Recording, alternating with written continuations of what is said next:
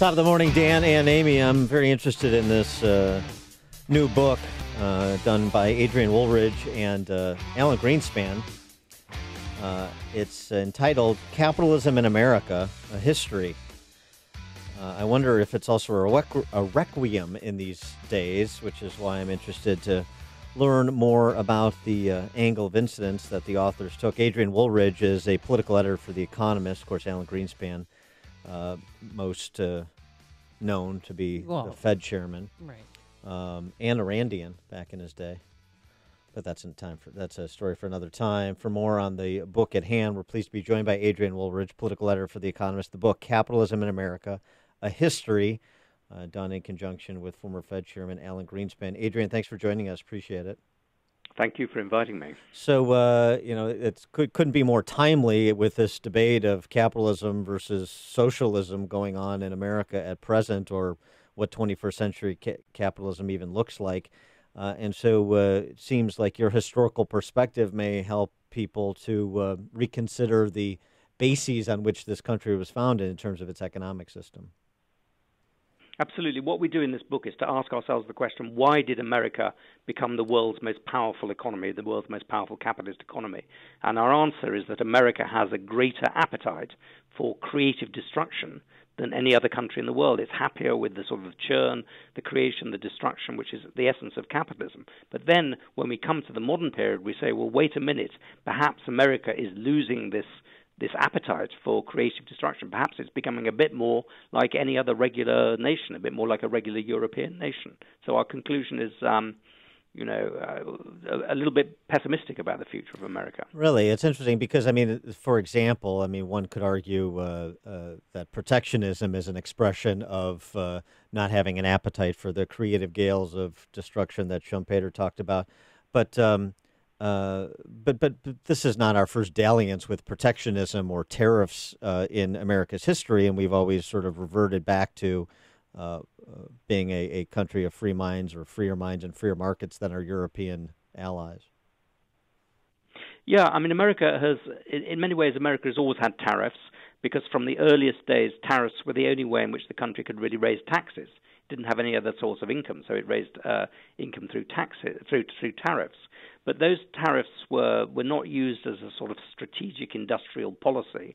They were just revenue-raising things. And the most important thing about America for most of its history was that it was a single internal market.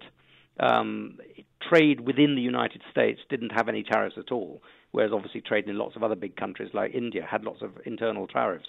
So it's really a story of free markets within the United States, which is where most of the business is done, right up until the 1930s, when you get things like Smoot-Hawley, when they really do begin to have tariffs as a serious sort of economic weapon. And I think those tariffs are extremely deleterious to America's overall economic performance. Well, that said, then how do you feel about President Trump's tariffs on Chinese goods?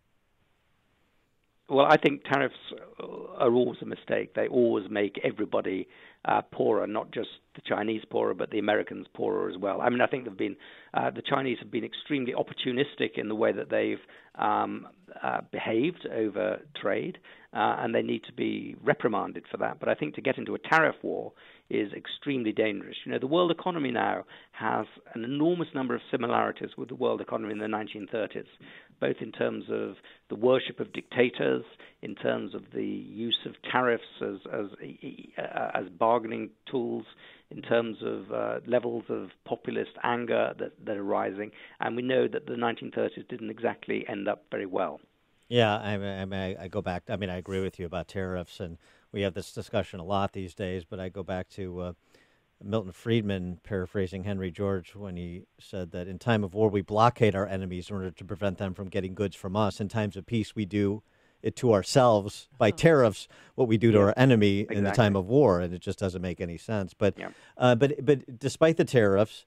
Whatever, if Larry Kudlow's right and this gets us to ultimately a lower tariff environment, I hope so. I don't know, but I hope so.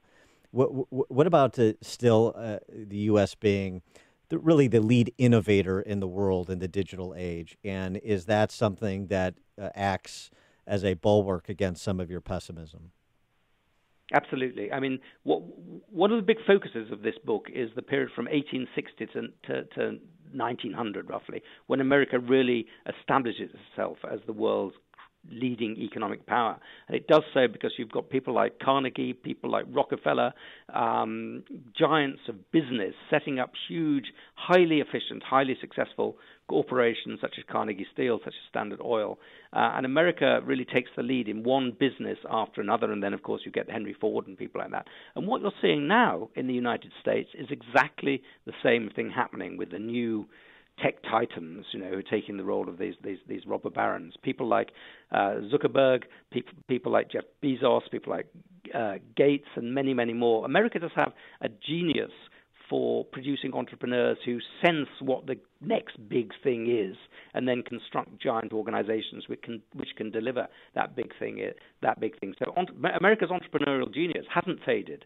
In fact, America's lead now in things, let's say like online shopping and like the processing of information is as big as its lead was in steel and oil in the 19th century. What America's problems are problems of bad policy making, not problems of business fading. Of entrepreneurial genius fading. Since you collaborated with Greenspan on this book, I wonder if there's any treatment of monetary policy and policy making in that space in the book. Well, what we argue, we have a lot of space devoted to the financial crisis, obviously, and what we argue is that we've taken the wrong solution to the financial crisis. In some senses, financial crises are endemic to capitalism, but you have to limit them as much as you possibly can. And we argue that the Dodd-Frank way of limiting them by having very complicated forms of regulation is not the best way of doing so.